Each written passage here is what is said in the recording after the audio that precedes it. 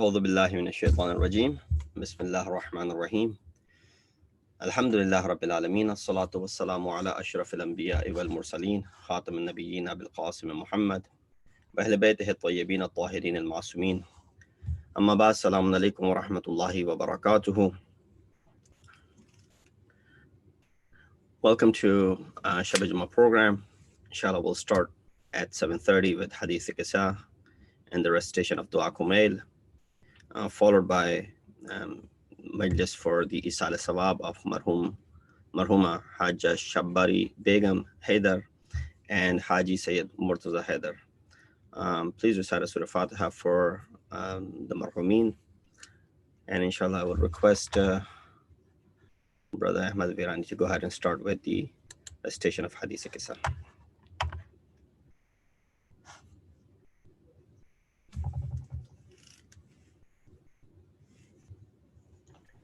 You need to enable screen sharing. Oh, sorry about that.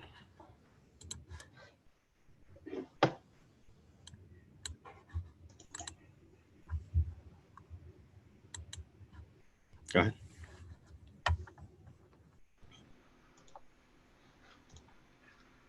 اللهم صل على محمد وآل محمد. اللهم صل على محمد وآل محمد. بسم الله الرحمن الرحيم. عن فاطمة الزهراء عليها السلام بنت رسول. You don't have the screen shared. Better now? Yes. اللهم صل على محمد وآل محمد. بسم الله الرحمن الرحيم. عن فاطمة الزهراء عليها السلام بنت رسول الله صلى الله عليه وآله أنها قالت: دخل علي أبي رسول الله في بعض الأيام فقال: السلام عليك يا فاطمة. فقلت: عليك السلام. قال: إني أجد في بدني ضعفا. فقلت له: أعوذك بالله يا أبتاه من الضعف. فقال: يا فاطمة ائتني بالكساء اليماني فغطيني به. فأتيته بالكساء اليماني فغطيته به وصرت أنظر إليه وإذا وجهه يتلألأ كأنه البدر في ليلة تمامه وكماله. فما كانت إلا ساعة وإذا بولدي الحسن قد أقبل وقال: السلام عليك يا أماه. فقلت: وعليك السلام يا قرة عيني وثمرة أفوادي. فقال: يا أماه إني أشم عندك رائحة طيبة كأنها رائحة جدي رسول الله صلى الله عليه وآله. فقلت: نعم إن جدك تحت الكساء. فأقبل الحسن نحو الكساء وقال: السلام عليك يا جداه يا رسول الله، أتأذن لي أن أدخل معك تحت الكساء؟ فقال: وعليك السلام يا ولدي ويا صاحب حوضي، قد أذنت لك. فدخل معه تحت الكساء فما كانت إلا ساعة وإذا بولدي الحسين قد أقبل وقال: السلام عليك يا أماه. فقلت: وعليك السلام يا ولدي ويا قرة عيني وثمرة أفوادي. فقال لي: يا أماه إني أشم عندك رائحة طيبة كأنها رائحة جدي رسول الله صلى الله عليه وآله. فقلت: نعم إن جدك وأخاك تحت الكساء. فدنا الحسين نحو الكساء وقال: السلام عليك يا جداه، السلام عليك يا من اختاره الله، أتأذن لي أن أكون معكما تحت الكساء؟ فقال: وعليك السلام يا ولدي ويا شافع أمتي، قد أذنت لك. فدخل معهما تحت الكساء فأقبل عند ذلك أبو الحسن علي بن أبي طالب وقال: السلام عليك يا بنت رسول الله. فقلت: وعليك السلام يا أبا الحسن ويا أمير المؤمنين. فقال: يا فاطمة إني أشم عندك رائحة طيبة كأنها رائحة أخي وابن عمي رسول الله صلى الله عليه وآله. فقلت: نعم ها هو مع ولديك تحت الكساء. فأقبل علي نحو الكساء وقال: السلام عليك يا رسول الله، أتأذن لي أن أكون معكم تحت الكساء؟ قال له وعليك السلام يا أخي ويا وصي وخليفتي وصاحب اللواء قد أذنت لك. فدخل علي تحت الكساء ثم أتيت نحو الكساء وقلت السلام عليك يا أبتاه يا رسول الله، أتأذن لي أن أكون معكم تحت الكساء؟ قال وعليك السلام يا بنتي ويا بضعتي قد أذنت لك. فدخلت تحت الكساء، فلما اكتملنا جميعا تحت الكساء أخذ أبي رسول الله بطرفي الكساء وأومأ بيده اليمنى إلى السماء وقال اللهم إن هؤلاء أهل بيتي وخاصتي وحامتي، لحمهم لحمي ودمهم دمي، يؤلمني ما يؤلمهم ويحزنني ما يحزنهم. أنا حرب لمن حاربهم وسلم لمن سالمهم وعدو لمن عاداهم ومحب لمن أحبهم. إنهم مني وأنا منهم، فاجعل صلواتك وبركاتك ورحمتك وغفرانك ورضوانك علي وعليهم، وأذهب عنهم الرجس وطهرهم تطهيرا. اللهم صل على محمد وآل محمد. فقال الله عز وجل يا ملائكتي ويا سكان السماوات إني ما خلقت السماء مبنية ولا أرضا مدحية ولا قمرا منيرا ولا شمسا مضيئة ولا فلكا يدور ولا بحر يجري ولا فلكا يسري إلا في محبة هؤلاء الخمسة الذين هم تحت الكساء. فقال الأمين جبرائيل يا رب ومن تحت الكساء؟ فقال عز وجل هم أهل بيت النبوة ومعدن الرسالة، هم فاطمة وأبوها وبعلها وبنوها. اللهم صل على محمد وآل محمد. فقال جبريل يا رب أتأذن لي أن أهبط إلى الأرض لأكون معهم سادسا؟ فقال الله نعم قد أذنت لك. فهبط الأمين جبرائيل وقال السلام عليك يا رسول الله. العلي الأعلى يقرئك السلام ويخصك بالتحية والإكرام ويقول لك وعزتي وجلالي إني ما خلقت سماء مبنية ولا أرضا مدحية ولا قمرا منيرا ولا شمسا مضيئة ولا فلك يدور ولا بحر يجري ولا فلك يسري إلا لأجلكم ومحبتكم، وقد أذن لي أن أدخل معكم فهل تأذن لي يا رسول الله؟ فقال رسول الله وعليك السلام يا أمين وحي الله إنه نعم قد أذنت لك. فدخل جبريل معنا تحت الكساء فقال لأبي إن الله قد أوحى إليكم يقول إنما يريد الله ليذهب عنكم رجس أهل البيت ويطهركم تطهيرا. اللهم صل على محمد وآل محمد. فقال علي لأبي يا رسول الله أخبرني ما لجلوسنا هذا تحت الكساء من الفضل عند الله.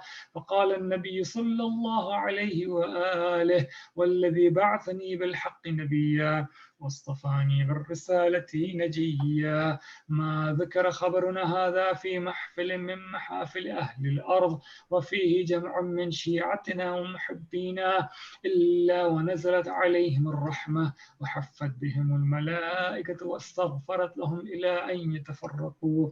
فقال علي عليه السلام إذا والله فزنا وفاز شيعتنا ورب الكعبة. فقال أبي رسول الله صلى الله عليه وآله يا علي والذي بعثني بالحق نبيا واصطفاني بالرسالة نجيا ما ذكر خبرنا هذا في محفل من محافل أهل الأرض وفيه جمع من شيعتنا ومحبينا وفيهم مهموم إلا فرج الله همه ولا مغموم إلا وكشف الله غمه ولا طالب حاجة إلا وقضى الله حاجته. فقال علي عليه السلام إذا والله فزنا وسعدنا وكذلك شيعتنا فازوا وسعدوا في الدنيا والآخرة ورب الكعبة. اللهم صل على محمد وآل محمد. رحم الله من قرأ الفاتحة.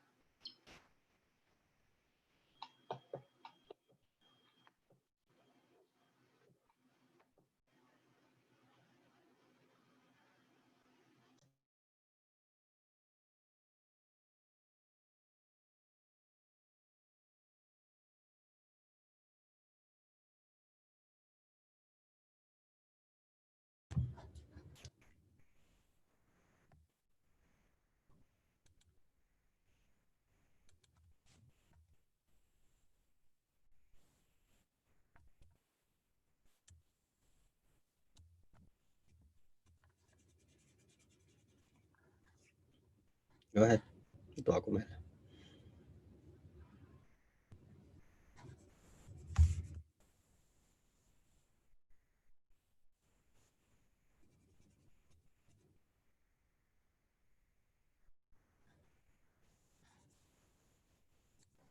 أعوذ بالله من الشيطان الرجيم.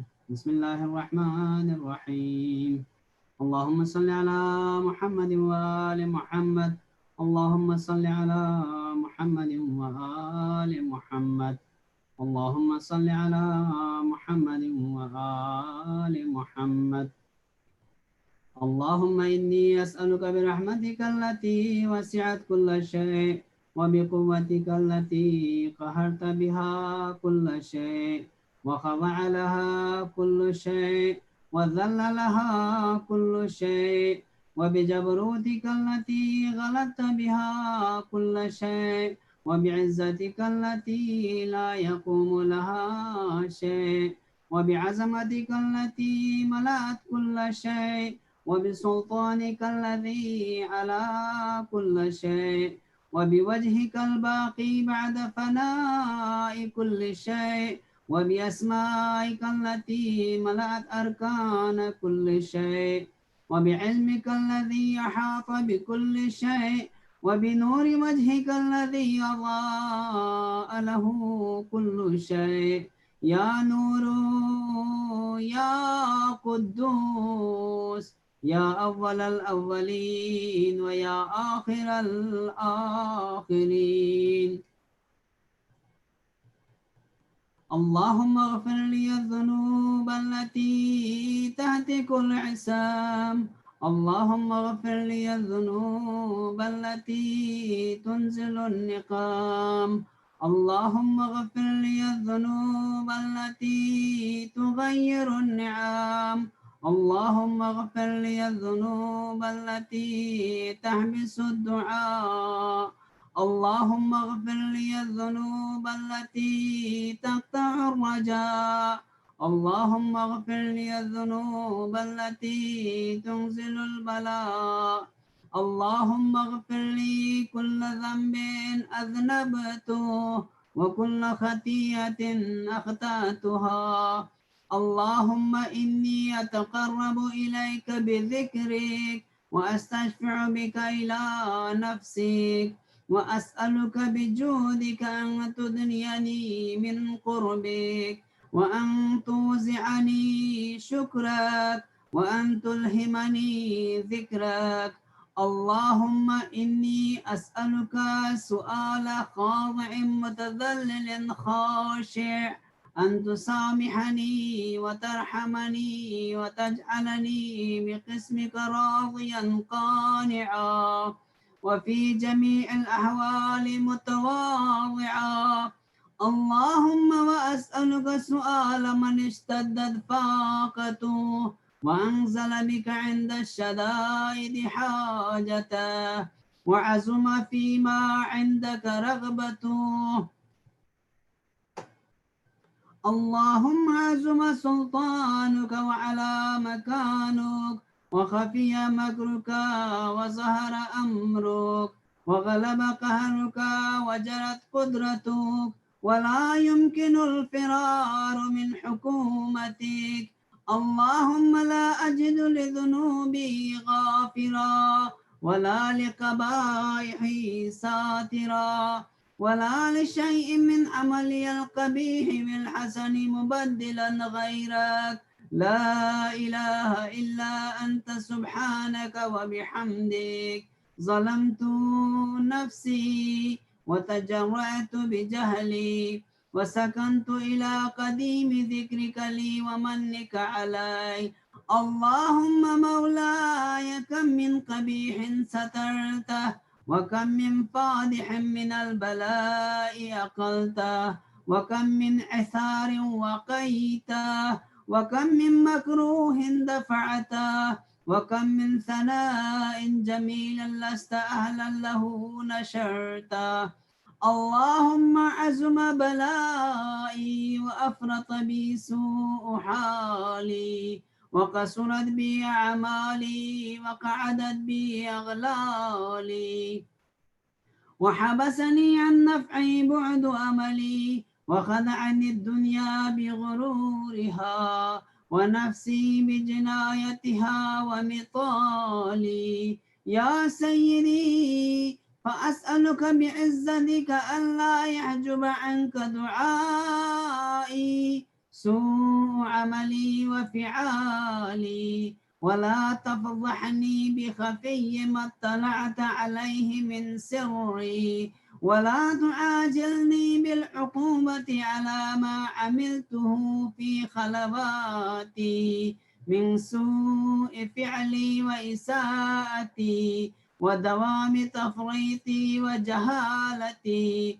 وكثرة شهواتي وغفلتي وكن اللهم بعزتك لي في الأحوال كلها رؤوفا وعلى في جميع الأمور عطوفا إلهي وربي من لي غيرك أسأله كشف ضري والنظر في أمري إلهي ومولاي أجريت علي حكما اتبعت فيه هوى نفسي ولم أحترس فيه من تزيين عدوي فغرني بما أهوى وأسعده على ذلك القضاء فتجاوزت بما جرى علي من ذلك بعض حدودك وخالفت بعض أوامرك فلك الحجة على في جميع ذلك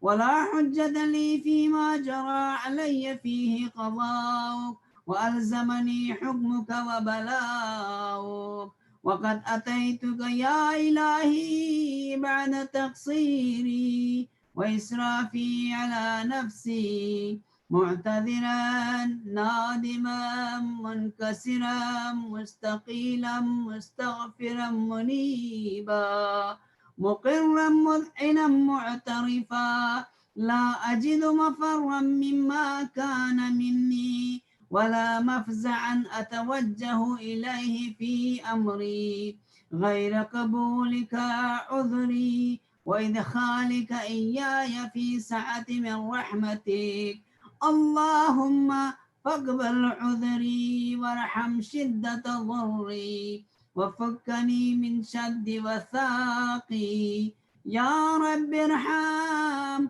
ضعف بدني ورقة جلدي ودقة عزمي يا من بدأ خلقي وذكري وتربيتي وبري وتغذيتي هبني لابتداء كرمك وسالف برك بي يا إلهي وسيدي وربي أتراك معذبي بنارك بعد توحيدك وبعد من طوى عليه قلبي من معرفتك ولهج به لساني من ذكرك واعتقده ضميري من حبك وبعد صدق اعترافي ودعائي خاضعا لربوبيتك هيهات أنت أكرم من أن تضيع من ربيته أو تبعد من أدنيته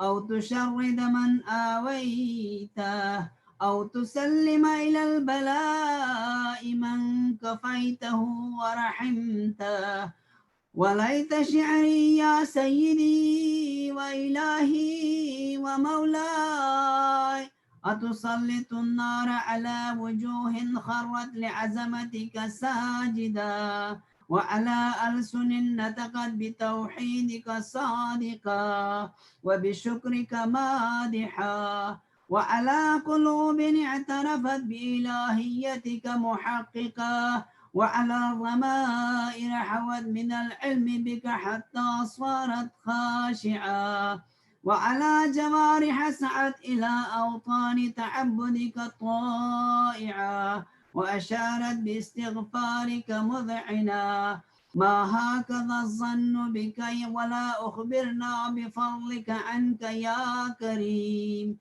يا ربي وأنت تعلم ضعفي عن قليل من بلاء الدنيا وعقوباتها وما يجري فيها من المكاره على أهلها على أن ذلك بلاء ومكروه قليل مكثه يسير بقاؤه كثير مدته فكيف احتمالي لبلاء الآخرة وجليل وقوع المكاره فيها وهو بلاء تطول مدته ويدوم مقامه ولا يخفف عن أهله لأنه لا يكون إلا عن غضبك وانتقامك وسخطك وهذا ما لا تقوم له السماوات والأرض يا سيدي فكيف لي وأنا عبدك الضعيف الذليل الحقير المسكين المستكين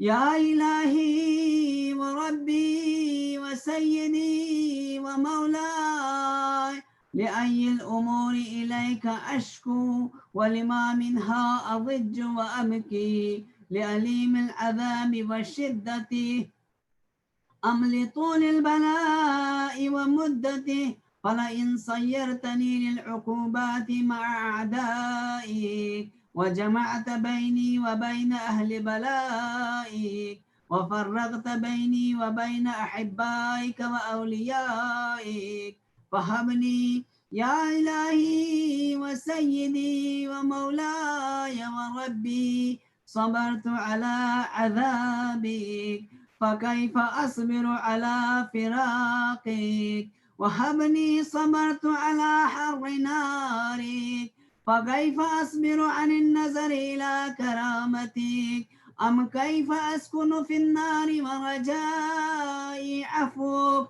فبعزتك يا سيدي ومولاي أقسم صادقا لئن تركتني ناطقا لأضجن إليك بين أهلها ضجيج الآملين ولأصرخن إليك صراخ المستصرخين ولأبكين عليك بكاء الفاقدين ولأنادينك أين كنت يا ولي المؤمنين يا غاية آمال العارفين يا غياث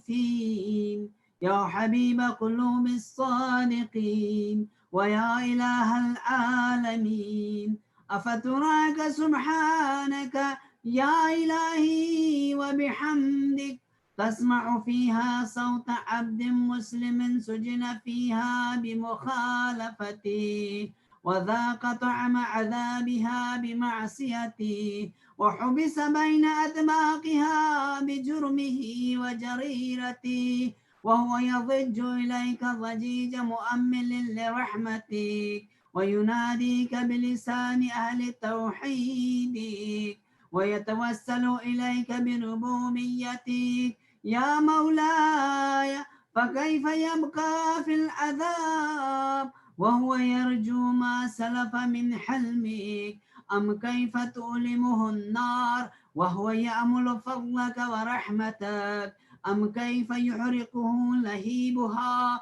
وأنت تسمع صوته وترى مكانه أم كيف يشتمل عليه زفيرها وأنت تعلم ضعفه أم كيف يتقلقل بين أطباقها وأنت تعلم صدقه أم كيف تزجره زبانيتها وهو يناديك يا رب أم كيف يرجو فضلك في عتقه منها فتتركه فيها هيهات ما ذلك الظن بك ولا المعروف من فضلك ولا مشبه لما عاملت به الموحدين من برك وإحسانك فباليقين أقطع لولا ما حكمت به من تعذيب جاحدك وقضيت به من إخلاد معاندك لجعلت النار كلها بردا وسلاما وما كانت لأحد فيها مقرا ولا مقاما لكنك تقدست أسماؤك أقسمت أن تملأها من الكافرين، أن تملأها من الكافرين من الجنة والناس أجمعين، وأن تخلد فيها المعاندين، وأن تجل ثناؤك قلت مبتدئا، وتتولط بالإنعام متكرما. أفمن كان مؤمنا كمن كان فاسقا لا يستوون. إلهي وسيدي فأسألك بالقدرة التي قدرتها وبالقضية التي حتمتها وحكمتها وغلبت من عليه أجريتها أن تهب لي في هذه الليلة وفي هذه الساعة كل جرم أجرمته وكل ذنب أذنبته وكل قبيح أسررته وكل جهل عملته كتمته أو أعلنته أخفيته أو أزهرته وكل سيئة أمرت بإثباتها الكرام الكاتبين الذين وكلتهم بحفظ ما يكون مني وجعلتهم شهودا علي مع جوارحي وكنت أنت الرقيب علي من ورائهم والشاهد لما خفي عنهم وبرحمتك أخفيته وبفضلك سترته وأن توفر حظي من كل خير أنزلته أو إحسان فضلته أو بر نشرته أو رزق بسطته أو ذنب تغفره أو خطأ تستره يا ربي يا ربي يا رب يا ربي يا ربي يا رب يا ربي يا ربي يا رب يا إلهي وسيدي ومولاي ومالك الرق يا من بيده ناصيتي يا عليما بضري ومسكنتي يا خبيرا بفقري وفاقتي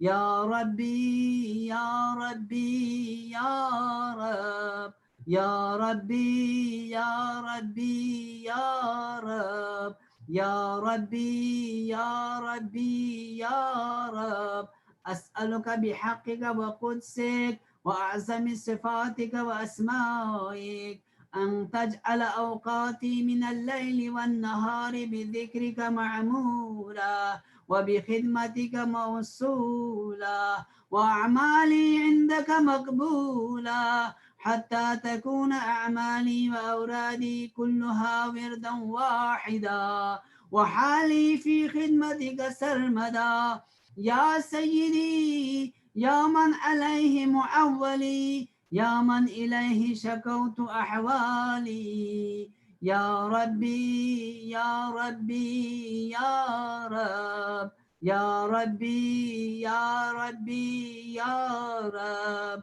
يا ربي يا ربي يا رب قوي على خدمتك جوارحي واشدد على العزيمة جوانحي وهب لي الجد في خشيتك والدوام في الاتصال بخدمتك حتى أسرع إليك في ميادين السابقين وأسرع إليك في المبادرين وأشتاق إلى قربك في المشتاقين وأدنو منك دنو المخلصين وأخافك مخافة الموقنين وأجتمع في جوارك مع المؤمنين اللهم ومن أرادني بسوء فارده ومن كادني فكده واجعلني من أحسن عبيدك نصيبا عندك وأقربهم منزلة منك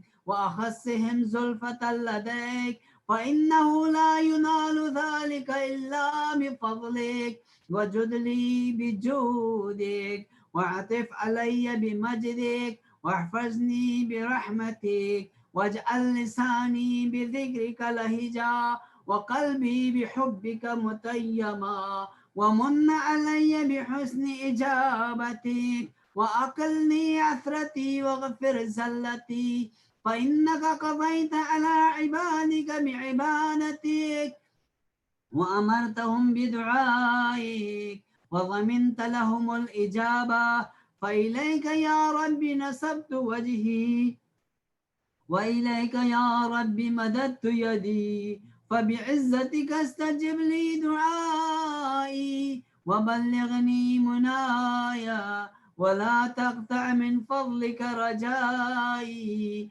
واكفني شر الجن والإنس من أعدائي يا سريع الرضا اغفر لمن لا يملك إلا الدعاء فإنك فعال لما تشاء يا من اسمه دواء وذكره شفاء وطاعته غنى ارحم من رأس ماله الرجاء وسلاحه البكاء يا سامغ النعم يا دافع النقام يا نور المستوحشين في الظلام يا عالما لا يعلم صل على محمد وآل محمد وافعل بي ما أنت أهله وصلى الله على رسوله والأئمة الميامين من آله وسلم تسليما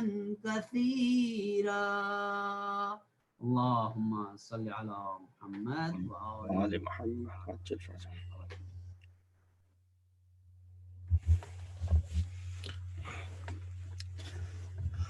Thank you very much for that beautiful recitation. Before I begin, there's a request for Surah Fatiha and Surah Ikhlas 3 times for the marhumin, for whose Eisal-e-Sawab this Majlis has been conducted. Please recite Surah Fatiha for Marhuma Hajja Shabbari Begum Haidar and Haji Sayyid Murtaza Haidar, as well as all of you marhumin. Surah Fatiha. Bismillah ar-Rahman ar-Rahim.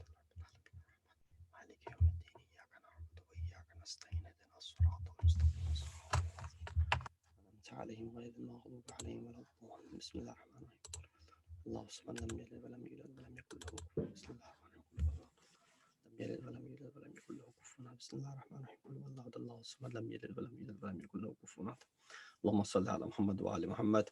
Also, let's recite 5 times this dua from Surah Namal together for the health and well-being and safety of all the mu'mineen, mu'minat around the world. Everyone who is suffering due to current situations, due to COVID-19, as well as with other illnesses or struggles, financially, spiritually, physically. May Allah subhanahu wa ta'ala, with the recitation of this dua, bring them out of their difficulties. Bismillah ar-Rahman ar-Rahim. أما يجيب المضطر إذا دعاه ويكشف السوء أما يجيب المضطر إذا دعاه ويكشف السوء أما يجيب المضطر إذا دعاه ويكشف السوء أما يجيب المضطر إذا دعاه ويكشف السوء أما يجيب المضطر إذا دعاه ويكشف السوء ويجعلكم خلفاء الأرض أإله مع الله قليلا ما تذكرون. Just a quick announcement, inshallah, tomorrow, inshallah, we'll have the virtual khutbah of Jum'ah. Of course, no salat, but the khutbah will relay, inshallah, live on our YouTube channel at 1 p.m. sharp. Masjid is open for the regular prayers, Farada. You can come and visit for Dhuhr and Asr, as well as at nighttime for Maghrib and Isha. And you can perform Salat individually. Also on Saturday and Sunday, we have Fajr Salat, and you're more than welcome to come. Of course, with the guidelines and the conditions that we had earlier sent out and we had requested. Towards the end of the Majlis, there will be, the Marhumin's family had requested a recitation of Noha. So I have Brother Salman Jafri with me, inshallah. At the conclusion, he will recite a Noha, and after the Noha, inshallah, we'll have the Ziyarat of Warith, Ziyarat al-Waritha. رحم الله من قرأ سورة الفاتحة. بسم الله الرحمن الرحيم.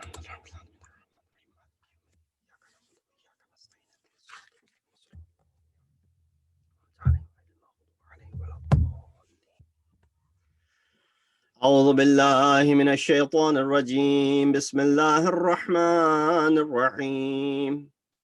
الحمد لله رب العالمين. الصلاة والسلام على أشرف الأنبياء والمرسلين خاتم النبيين أبي القاسم محمد وأهل بيته الطيبين الطاهرين المعصومين الذين أذهب الله عنهم الرجس وطهرهم تطهيرا. أما بعد، فقد قال الله تبارك وتعالى وقوله الحق وهو أصدق القائلين. بسم الله الرحمن الرحيم. اعلموا أنما الحياة الدنيا لعب ولهو وزينة وتفاخر بينكم وتكاثر في الأموال والأولاد كمثل غيث أعجب الكفار نباته ثم يهيج فتراه مصفرا ثم يكون حطاما وفي الآخرة عذاب شديد ومغفرة من الله ورضوان وما الحياة الدنيا إلا متاع الغرور. صدق الله العلي العظيم. Assalamu alaikum wa rahmatullahi wa barakatuhu. For this Eisal-e-Sawab Majlis, I recited this very beautiful ayat from Surah Hadid, chapter number 57 from the Holy Quran, and ayat number 20. Series of ayat that are mentioned in the surah. Every single one of them is worth paying attention to and exploring. We have explained the tafsir of this surah a few years back during the month of Ramadan. But of course, when we were doing the tafsir of it, went over this ayat and may have spent some time on it, but may not have gone into the depths that inshallah I will try and get into tonight. But again, keeping in mind that we have the salat time around 8:50, so I will try and conclude my discussion by 8:40 so that we can have a noha as well as we can have the ziyarat before the namaz. Very quickly, this ayat that I chose for this Eisal-e-Sawab Majlis, it begins by Allah subhanahu wa ta'ala informing insan. Now, there are certain ayat in Quran where Allah subhanahu wa ta'ala, addresses us.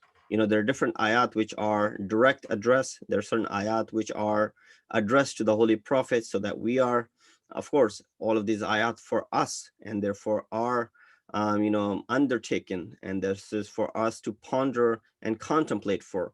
But how they are addressed, sometimes there's a difference of tone, and which could be understood. How a parent would talk to their kids, how siblings would speak to one another, how a child would speak to other people.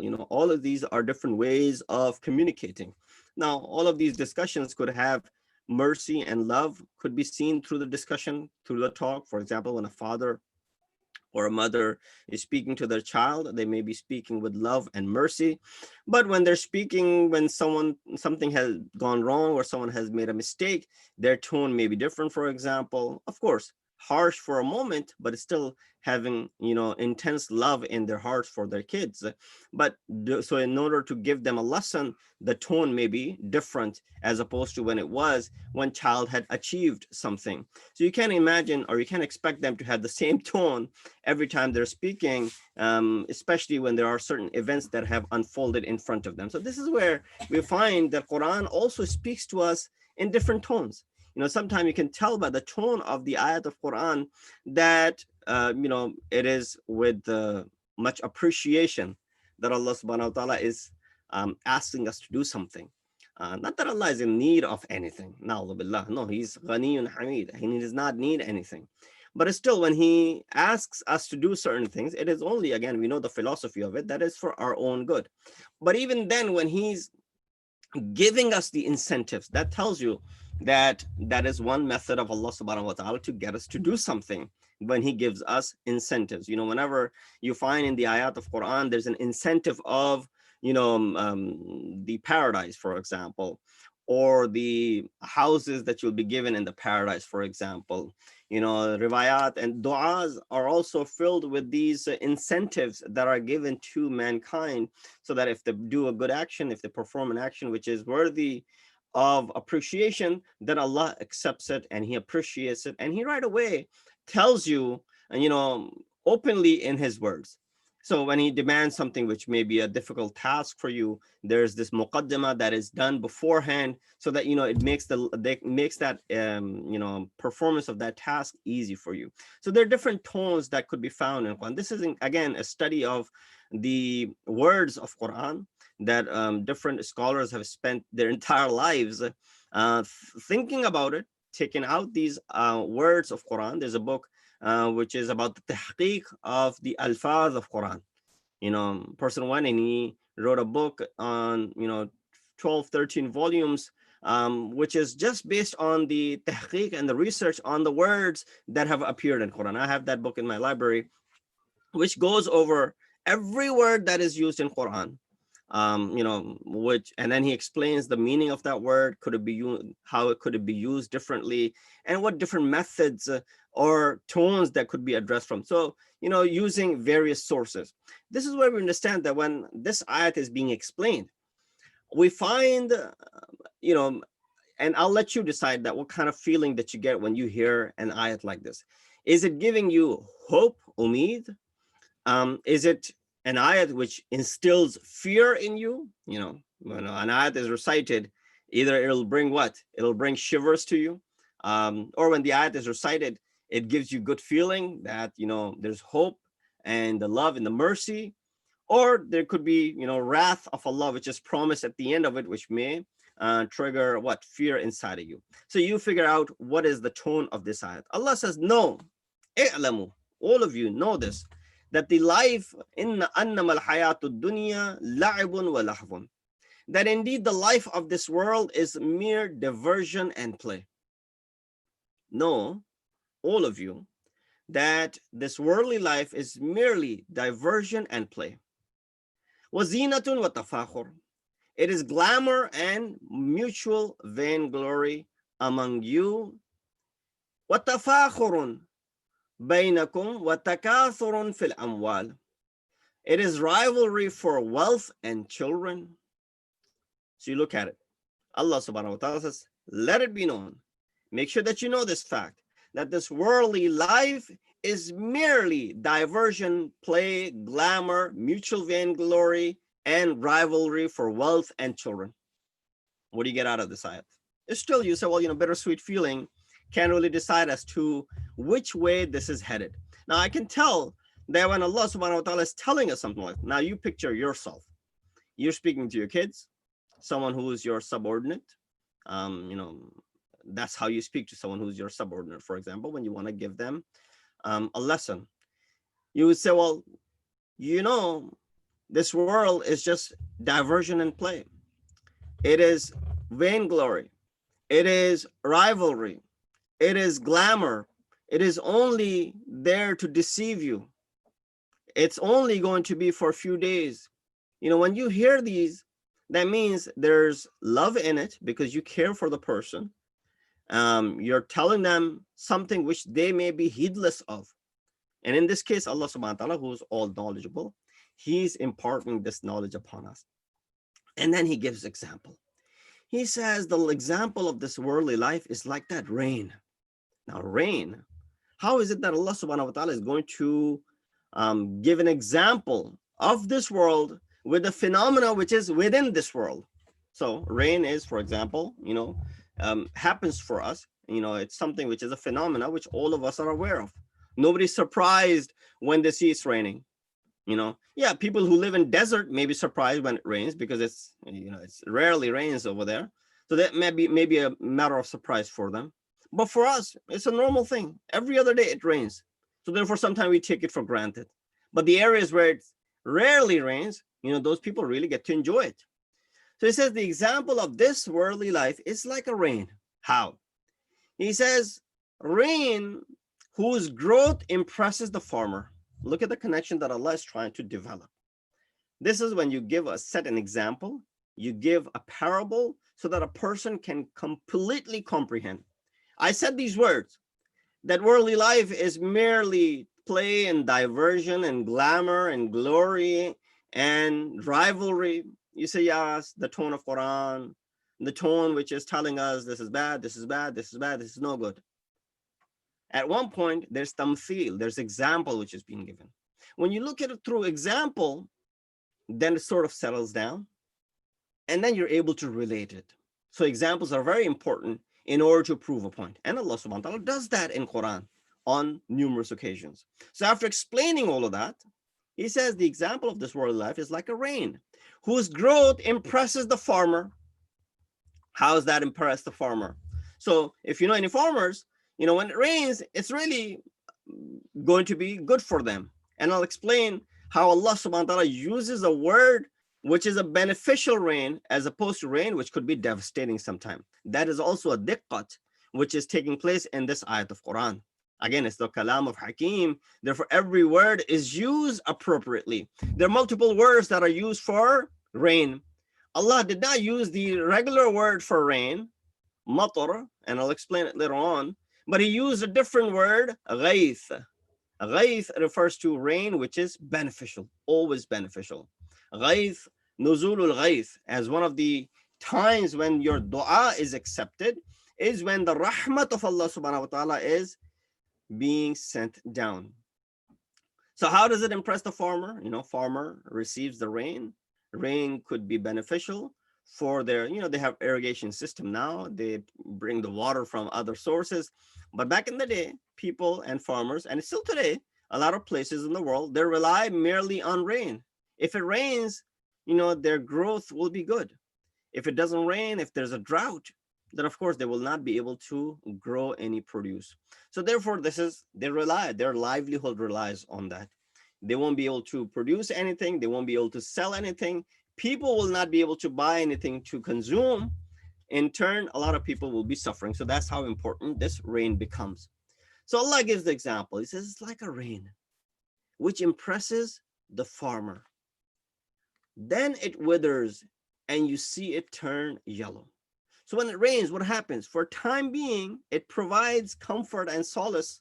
It provides some irrigation to the land and it starts blooming.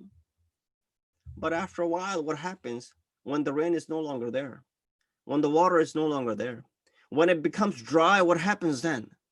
What happens then is that it all withers away, becomes a chaff, becomes yellow, turns yellow. Then it becomes a chaff. Whereas in the hereafter, now the comparison right away is being done. So I gave the example of the worldly life, explained the flaws that exist in it, then compared it with rain so you understand what rain does. It provides comfort and solution for a limited period of time. That 1 hour, that one day that it rained, that's how long the comfort was provided for. Then it goes away. So it impressed the farmer, but only for time being. And then the crops, they turn yellow, becomes chaff, and it all withers away. And then he says, but the hereafter, there is forgiveness from Allah, his approval, and severe punishment. The life of this world is nothing but the wares of delusion. There's so much kalam in this ayat, so much kalam, that unfortunately I won't have time to touch on every single word of it and go in the explanation and details of it. So that just a few words that are being used in it. First and foremost, the word ghayth, I want to explain. I touched upon it. The word ghayth from ghiyath, ya ghiyath al-mustaghithin. You just recited that in what? Dua Kumail, right?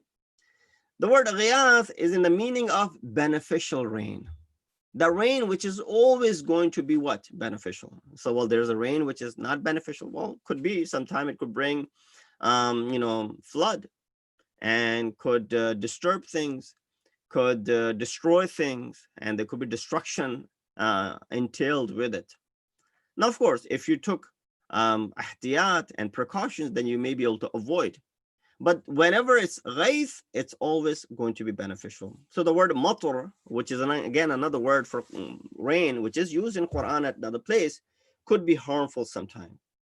So therefore, when you make dua at the time of it's raining, your dua is also accepted because it's the nuzul of ghayth and the rahmat of Allah subhanahu wa ta'ala on earth. And therefore, when you make dua, dua reaches the bargah of Allah subhanahu wa ta'ala at that time. Second word that Allah uses over here, which is worth mentioning, is the word kuffar. Right away, you look at this word and you say, well, the word kuffar means disbelievers. But how is the rain impressing the disbelievers? Doesn't make any sense. You look at the context of the ayat, you understand the word kuffar is not referring to unbelievers.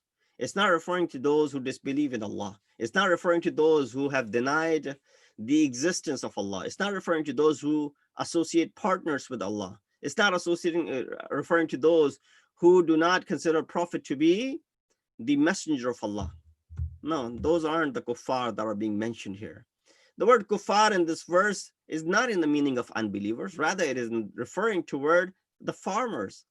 Because a farmer is also kafir, not a disbeliever, but kafir in the literal meaning of the word kufr. The literal and the original meaning of the word kufr is to cover something. That's what kafir does. Why do we call him disbeliever? Because he's covering up the belief. Believing is original. To cover it up is disbelief. And so he knows and he sees it, acknowledges it.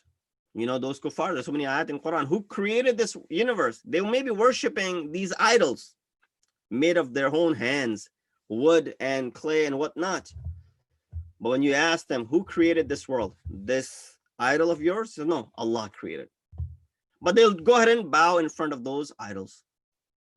So that's why you call them kafir, because they believe that there is a creator, but they go ahead and prostrate in front of someone else that they have created. So farmer covers up the seed under the ground, just like a kafir covers the iman and does not show it.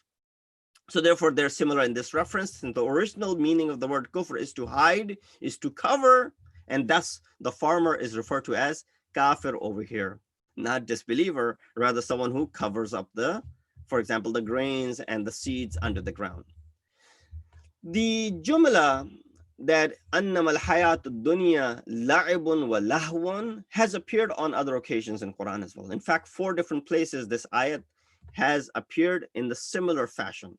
So you've heard this word la'ib wa lahv on numerous occasions. So we can summarize these 4 verses, places where, you know, this ayat has appeared that referring to dunya as lahwun wa la'ibun, that these verses about the world, such as whenever the world becomes our aim, it becomes our objective, it will be considered diversion and play.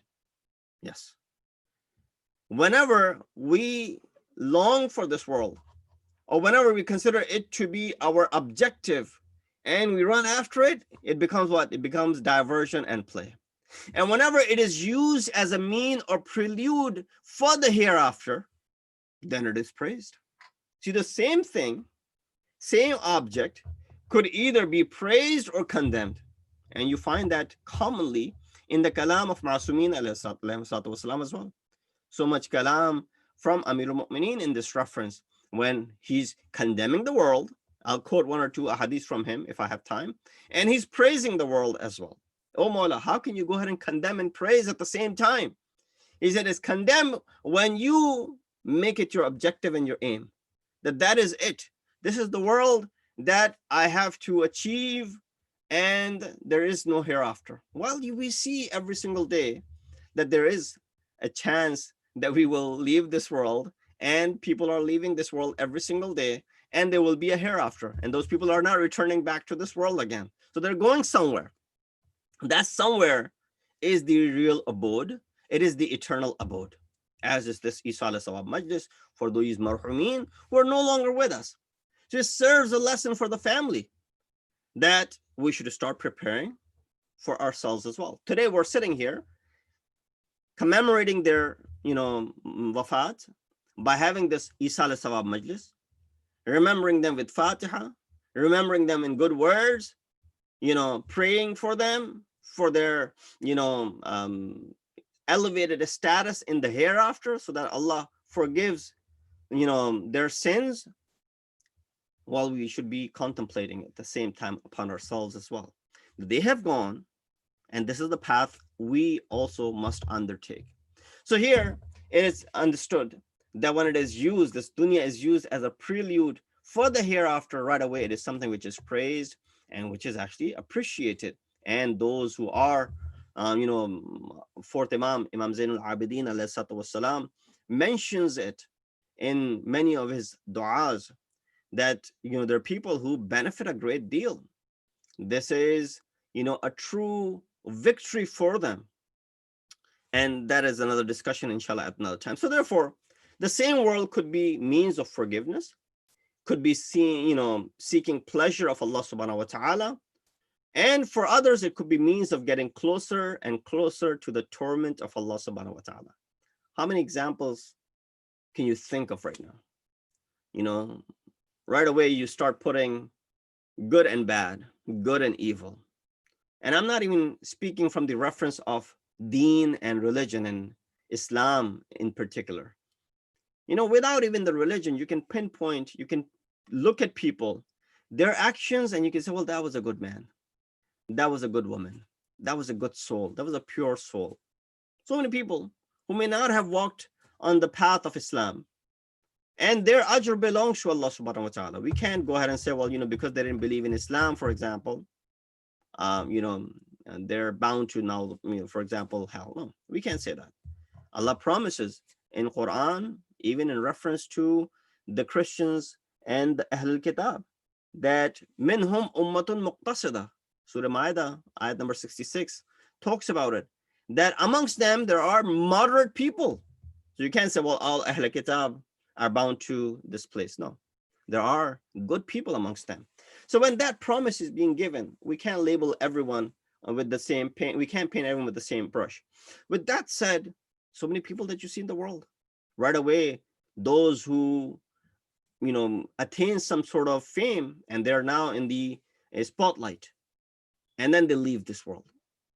You think about it, that person has done so much good. There's only praise that comes from your tongue. So we find that, a person can use this time as means of forgiveness and seeking pleasure of Allah. And for others, it is only going to be getting closer to the torment of Allah.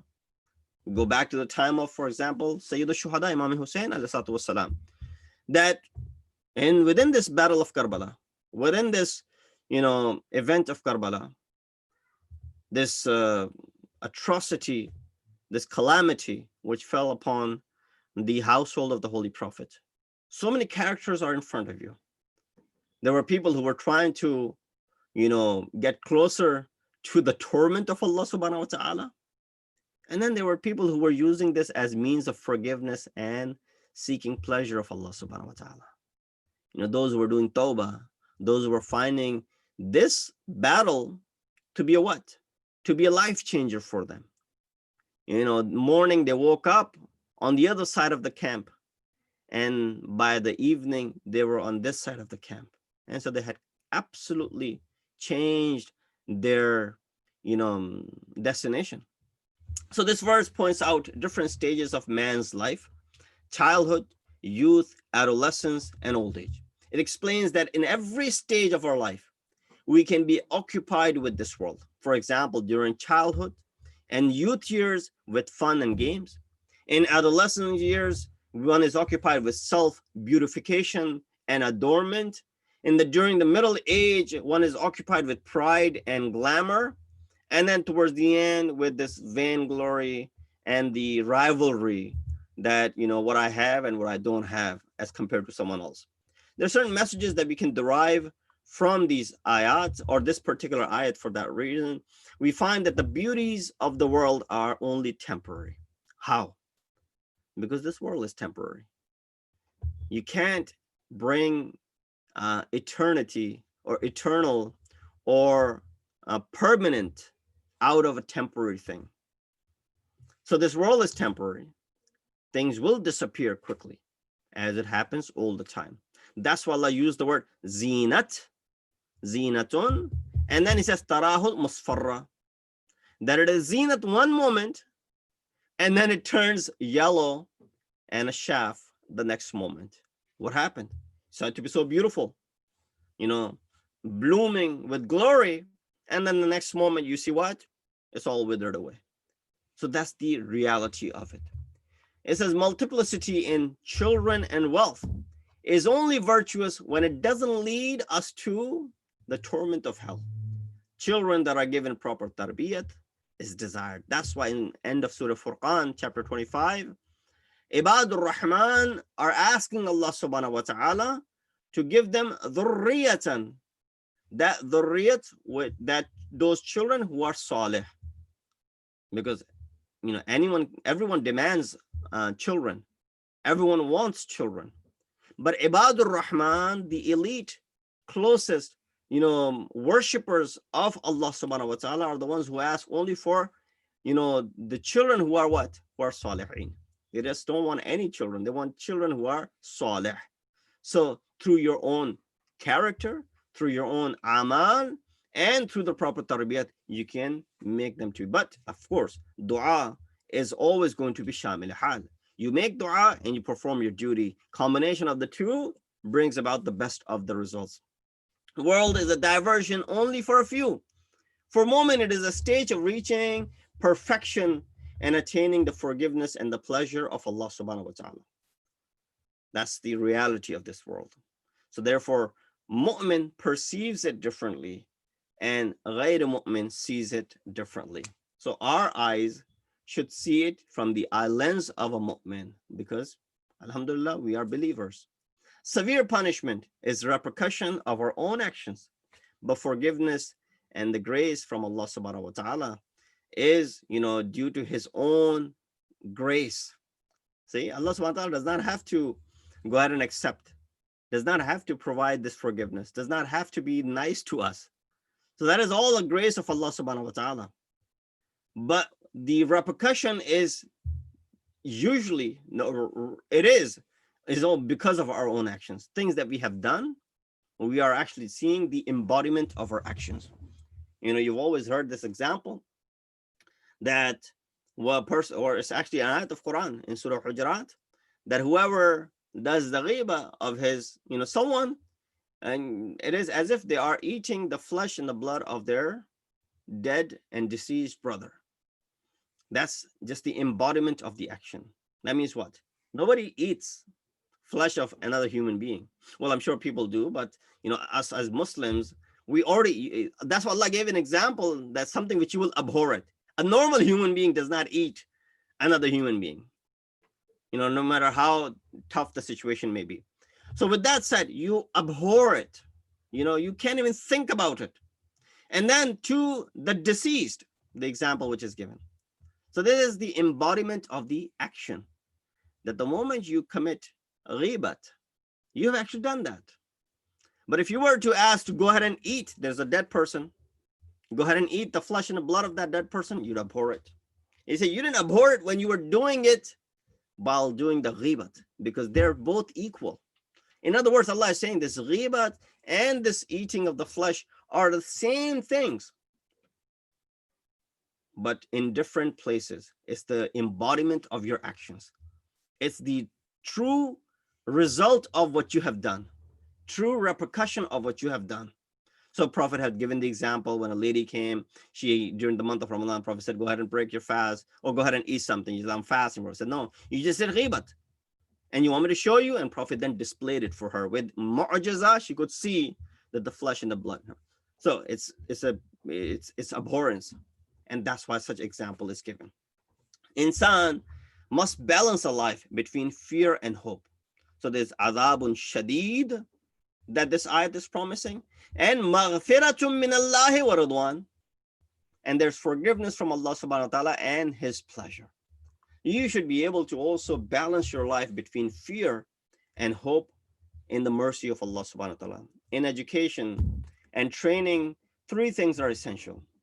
And this goes with the tarbiyat of awlad. You find the best of the solutions and the best of the teachings and the examples within these ayat when it comes to, for example, doing tarbiyat, when it comes to raising kids, when it comes to, if you're a teacher, and this is helpful for you, that it is essential in educating, essential in training someone, that there are three things that are used. Number one, tabyin, explanation. So you need to explain the concept first before you start teaching. Then you give tamthil, give examples. That's how Allah subhanahu wa ta'ala, he opened up the discussion by saying, hayat is, the life is this, it's this, it's this. Five things are mentioned. أنما الحياة الدنيا لعب ولهو وزينة وتفاخر وتكاثر, right? Five things are mentioned. And then right away, the example of the rain. So there was this tabyin, explanation. Then there was tamthil, which was the example. And then the conclusion, which summarizes it towards the end. So these three things are very important when it comes to training, when it comes to educating. So Allah said, "I'lamu," that was tabyin. He was explaining the concept. Then he says, "Kamathal al-ghais," kamathal al-ghais. It's like the rain. That is the tamthil. And then he says, "Adhabun shadid wa maghfirah," either severe punishment or the forgiveness. That is the conclusion that could be drawn from it. So the name of dunya has appeared in this ayat. Annama al-hayat ad-dunya, hayatud dunya. The word dunya comes from dani, dunuv, which means low, past. Urdu mein dani or dunuv, jisko nicha kaha jata hai. It said name of dunya was enough for its abasement, but the events that take place in this world made it even more and more clear. So there are many riwayat and ayat, for that matter, which talk about lack of stability and faithlessness of this world and the worldly life. It's still, you see that people go after it every single day. I had other discussions in this reference. I'll skip for the brevity of time, just to, again, I've explained the concept. Let me give the examples of this concept. Dunya is like a shadow. Shade gives temporary sukoon. Imagine those working outside, right? You see all the time, it's summertime, there are construction workers out there and working in the middle of the hot day. What are they looking for? They're looking for, drink, which will cool them down. And if they can find a shadow, they can rest underneath it. So dunya is like a shadow. Shade gives temporary sukoon, but slowly what? Disappears, because the sun is going to be in continuous motion and then world, and when this is turning, then this, sun is setting. As it sets, right away, you see that the shadow is disappearing. Therefore, we start looking for a new shade. You go under one thing, then you go under another thing to find the shade. This dunya is just like that. Shade also hints to the fact that when insan tries to capture the shadow, when you go after the shadow is continuously moving away from you, right? Just fast forward it. So as you go for a shadow, it's moving away from you. As you approach it, you sit down for a moment, it goes further away. You get up and you move forward, it goes away. So as you go after it, the shadow continues to, turn away from, run away from you. But the moment insan turns away from it, and walks in the opposite direction, the shadow starts walking behind you, your own shadow. So when you were going after it, it was running away from you. Imagine your own shadow that you can see. You're running. You see that shadow is always ahead of you. That's the example of this dunya. But the moment you turn around and you walk in the opposite direction, what happens? The shadow is now following you. That's what the world will do. If you go after it, it'll run away from you. But the moment you turn away from it, it'll come begging for you and it'll come running after you. So dunya is similar. Those who went after it were never satiated by it. Those who turned their backs, dunya still remembers them. And, again, I'll skip through some of these things for the brevity of time. We have examples in the history, numerous examples. I don't want to just give the examples of ma'asumeen. Someone would turn around and say, well, they were ma'asum. A lot of time people take the examples of ma'asumeen for granted. No, they were ma'asum. They were infallible, but they lived a life like you and I do, which means going by the natural causes and the laws of this world. Otherwise, they could not have served as perfect role model for us. How Amir al-Mu'mineen says, I have nothing to do this world. Gave example of how he's, quote unquote, Imam's quote, for example, that I have divorced it 3 times. La raj'ata fi, that there's no going back to it. Or giving the example of this world and comparing it with a venomous serpent, right? What could be worse than that? So all of these examples, they are there for us to what? Say, wow, what a kalam of Imam. Such eloquence in the kalam of Imam. No, these examples are there for us to take heed from. Look over, ponder, contemplate. This Eisal-e-Sawab Majlis, marhumin, for whom we recited Surah Fatiha, they're no longer in this world. And the children are definitely, feeling the loss of the loved ones. But the moment you go ahead and think about the tragedy of Karbala and the Masaib of Ali Muhammad, you forget your own tragedy. You forget your own musibat. And there were Masaib after Masaib in Karbala. There are the Masaib of the children. There are the Masaib of the men. And then there are the Masaib of the women in Karbala. Masaib of women are such that you can't even comprehend. That you'd imagine a man would have with his, the creation that how does not have enough emotions as women usually do, that they would be able to move on and carry on with, difficulties that they face. But women, it's difficult, for example, when they lose a loved one, right? And therefore, we find that this courage is seen in the women. Not only the courage after losing a loved one, but even prior to losing someone, how they are encouraging. And that you find in the life of Bibi Zainab Salamullah alayha, that how she's preparing her children for the sacrifice, this ultimate sacrifice. And then not once did she turn around and she weep for her kids. And even when Imam Hussein loses his son, Hazrat Ali Akbar, Janab Zainab cried so loud so that Imam Hussein does not cry for his own son. Not that Imam Hussein would lose focus from the battle, but so that she captures the attention of all, captures the attention of Imam Hussein, so that Imam Hussein is not, Imam Hussein does not feel the pain as much. This is all you find in the Kalam. That is all you find in the struggles of Bibi Zainab Salamullah alayha. And then eventually her own musibat. That how she went and paraded from one city to another. And on her return back to Medina, when she goes to the grave of her mother, and she sits there and she weeps and she cries, and she shares only a child would share with her mother, a daughter would share with her mother.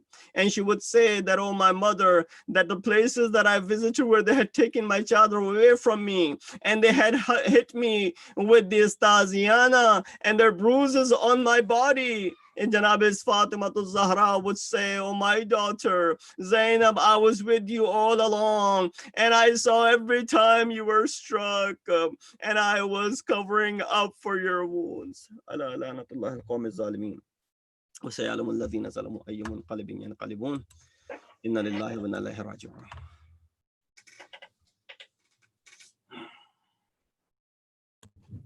ahead, Salman. अस्सलाम वालेकुम। नोहा पढ़ने से पहले जो आपके सामने पेश करूंगा एक सूरह फातिहा की दरख्वास्त है, जिनकी आज इसाल-ए-सवाब की मजलिस है हाजी सैयद मुर्तज़ा हैदर, और जिनकी आज पहली बरसी की मजलिस है हाजा शबरी बेगम हैदर। एक सूरह फातिहा की दरख्वास्त है। बिस्मिल्लाहिर्रहमानिर्रहीम।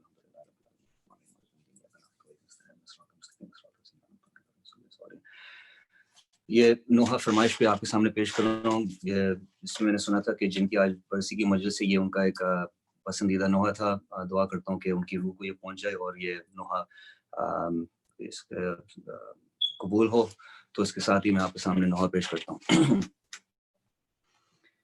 शबी को राहे गुर्बत में नाना का जो रोजा याद आया, شبیر کو راہ غربت میں نانا کا جو روزہ یاد آیا، کچھ ماں کی محبت یاد آئی، کچھ ماں کی محبت یاد آئی، بابا کا زمانہ یاد آیا، شبیر کو راہ غربت میں نانا کا جو روزہ یاد آیا، ہاتھوں سے جگر کو تھام لیا اور سر کو جھکا کر بیٹھ گئے، ہاتھوں سے جگر کو تھام لیا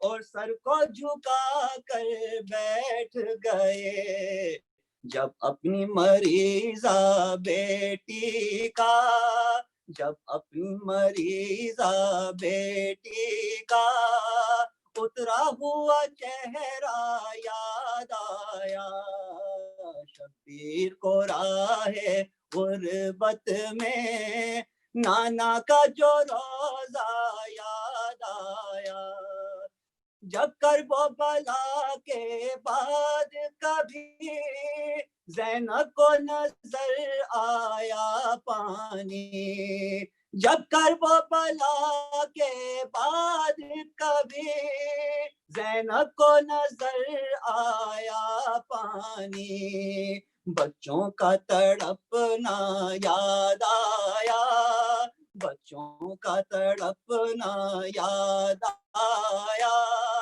بہتا ہوا دریا یاد آیا، شبیر کو راہ غربت میں نانا کا جو روزہ یاد آیا، جب پہنچے وطن میں اہل حرم اور ذکر چھڑا عاشورے کا، جب پہنچے وطن میں اہل حرم اور ذکر چھڑا عاشورے کا، زینب نے کہا جب ہائے حسین، زینب نے کہا جب ہائے حسین، کلثوم کو کیا کیا یاد آیا، شبیر کو راہ غربت میں نانا کا جو روزہ یاد آیا،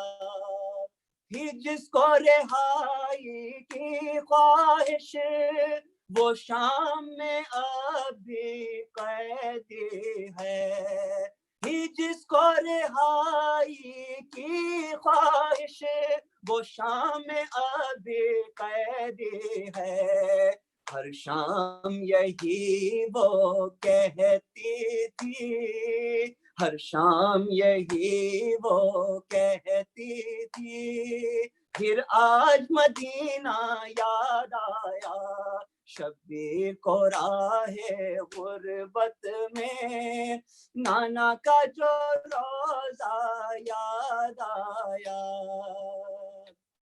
دیکھا جو کسی کی گودی میں معصوم سے چھوٹے بچے کو، دیکھا جو کسی کی گودی میں معصوم سے چھوٹے بچے کو، جب غم کی ستائی مادر کو، جب غم کی ستائی مادر کو، جلتا ہوا جھولا یاد آیا، شبیر کو راہ غربت میں نانا کا جو روزہ یاد آیا، سجاد نے باد کرب و بلا دیکھا نہ ذبیح کی جانب، سجاد نے باد کرب و بلا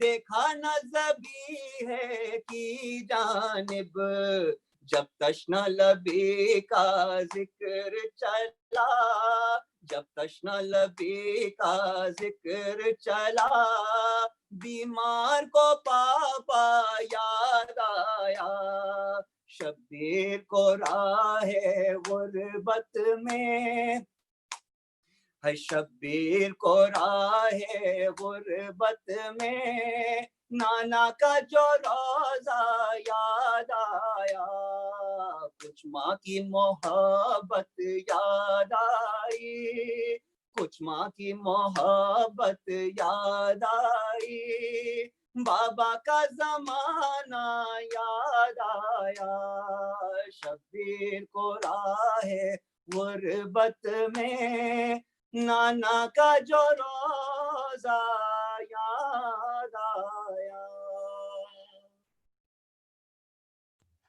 Santum. As it's the mass time, inshallah, I will have the azan, and then right after that, inshallah, we'll have ziyarat-e warisa.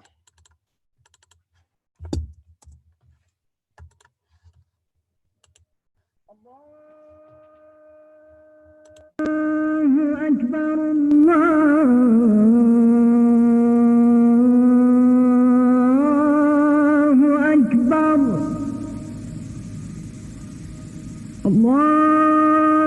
Allahu Akbar,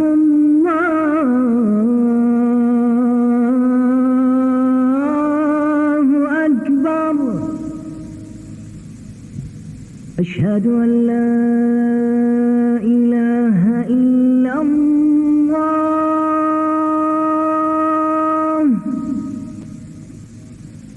Ashhadu an la ilaha illa Allah.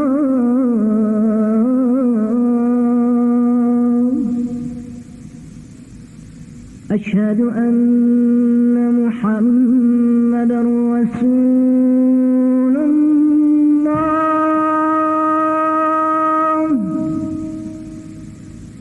Ashhadu anna Muhammadan Rasulullah.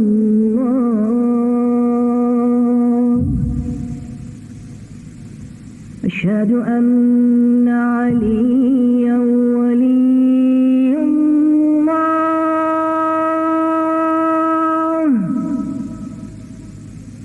Ashhadu anna Aliyan hujjatullah.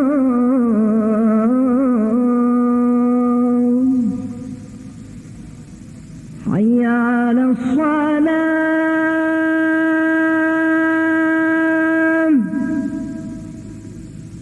Hayya 'ala as-salah.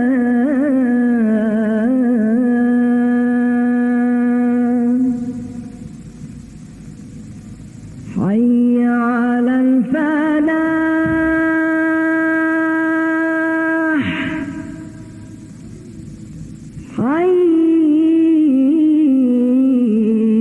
Hayya 'ala al-falah.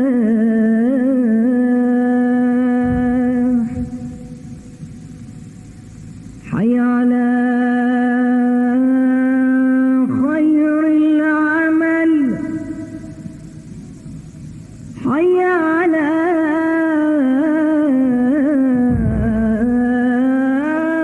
khairil 'amal.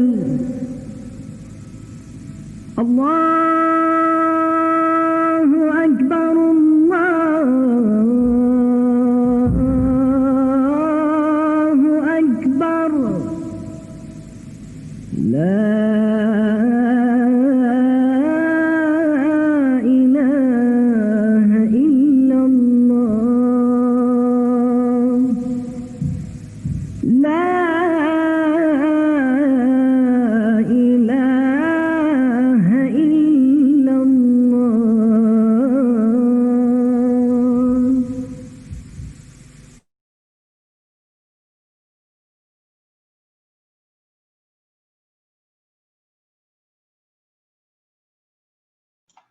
اللهم صل على محمد وآل محمد. زاد وارث. بسم الله الرحمن الرحيم. السلام عليك يا وارث آدم صفوة الله. السلام عليك يا وارث نوح نبي الله. السلام عليك يا وارث إبراهيم خليل الله. السلام عليك يا وارث موسى كليم الله. السلام عليك يا وارث عيسى روح الله. السلام عليك يا وارث محمد حبيب الله. السلام عليك يا وارث أمير المؤمنين عليه السلام ولي الله. السلام عليك يا ابن محمد المصطفى. السلام عليك يا ابن علي المرتضى. السلام عليك يا ابن فاطمة الزهراء. السلام عليك يا ابن خديجة الكبرى. السلام عليك يا ثار الله وابن ثاره والوتر الموتور. أشهد أنك قد أقمت الصلاة وآتيت الزكاة وأمرت بالمعروف ونهيت عن المنكر وأطعت الله ورسوله حتى أتاك اليقين. فلعن الله أمة قتلتك ولعن الله أمة ظلمتك ولعن الله أمة سمعت بذلك فرضيت به. يا مولاي يا أبا عبد الله أشهد أنك كنت نورا في الأصواب الشامخة والأرحام المطهرة لم تنجسك الجاهلية بأنجاسها ولم تلبسك من مدلهمات ثيابها. وأشهد أنك من دعائم الدين وأركان المؤمنين. وأشهد أنك الإمام البر التقي الرضي الزكي الهادي المهدي. وأشهد أن الأئمة من ولدك كلمة التقوى وأعلام الهدى والعروة الوثقى والحجة على أهل الدنيا.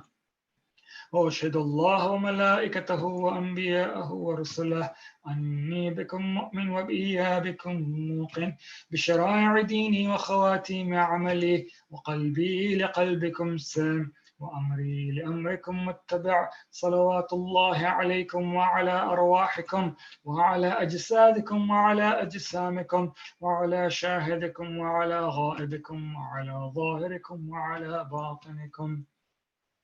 السلام عليك يا ابن رسول الله. السلام عليك يا ابن نبي الله.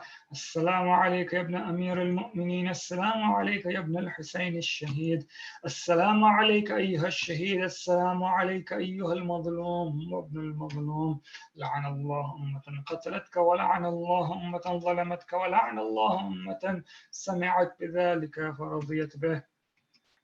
السلام عليكم يا أولياء الله وأحباءه. السلام عليكم يا أصفياء الله وأوداءه. السلام عليكم يا أنصار دين الله. السلام عليكم يا أنصار رسول الله. السلام عليكم يا أنصار أمير المؤمنين. السلام عليكم يا أنصار فاطمة سيدتي نساء العالمين. السلام عليكم يا أنصار أبي محمد الحسن بن علي الولي الزكي الناصح. السلام عليكم يا أنصار أبي عبد الله بأبي أنتم وأمي طبتم وطابت الأرض التي فيها دفنتم وفزتم فوزا عظيما. فيا ليتني كنت معكم فأفوز معكم. السلام عليك يا أبا الفضل العباس بن أمير المؤمنين. السلام عليك يا ابن سيد الوصيين. السلام عليك يا ابن أول القوم إسلاما وأقدمهم إيمانا وأقومهم بدين الله وأحوطهم على الإسلام. أشهد لقد نصحت لله ولرسوله ولأخيك فنعم الأخ المواسي. فلعن الله أمة قتلتك ولعن الله أمة ظلمتك ولعن الله أمة استحلت منك المحارم وانتهكت حرمة الإسلام. فنعم الصابر المجاهد المحامي الناصر والأخ الدافع عن أخيه المجيب إلى طاعة ربه الراغب فيما زهد فيه غيره من الثواب الجزيل والثناء الجميل. والحق الله بدرجة آبائك في جنات النعيم. السلام عليكم جميعا ورحمة الله وبركاته. السلام عليك يا مولى وابن مولى. السلام عليك يا غريب الغرباء. السلطان أبا الحسن علي بن موسى الرضا كن شفيعنا وشفيع والدينا في يوم الجزاء ورحمة الله وبركاته. السلام عليك يا صاحب العصر والزمان. السلام عليك يا خليفة الرحمن. السلام عليك يا شريك القرآن. السلام عليك يا كعبة الإيمان. السلام عليك يا إمامنا وإمام الإنس والجان. عجل الله تعالى فرجك سهل الله تعالى مخرجك وظهورك وجعلنا من أنصارك وأعوانك وتحت لوائك السلام عليكم يا أهل بيت النبوة جميعا ورحمة الله وبركاته. اللهم صل على محمد